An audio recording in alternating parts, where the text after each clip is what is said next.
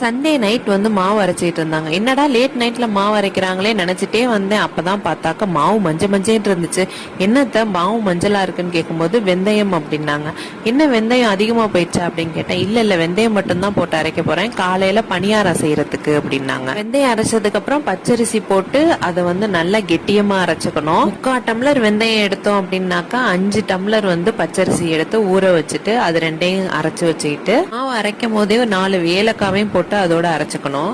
அடுத்த ஸ்டெப் பாகு காய்ச்சறது. அதுக்கு பாதி வெல்லமும் பாதி ஜீனியும் சரிசமமா எடுத்துக்கிட்டாங்க. நமக்கு வேணும்னா வெறும் வெல்லம் மட்டும் யூஸ் பண்ணலாம், இல்ல ஜீனி மட்டும் கூட யூஸ் பண்ணி. பாகோட பதம் பாக்குறதுக்கு ஒரு பிளேட்ல கொஞ்சமா தண்ணி ஊத்திக்கிட்டு இந்த பாகு கொஞ்சமா ஊத்துனோம்னா அந்த தண்ணியில அந்த பாகு கரைய கூடாது. அப்புறம் கை வச்சு பார்க்கும்போது நம்ம கையிலயும் ஒட்டக்கூடாது.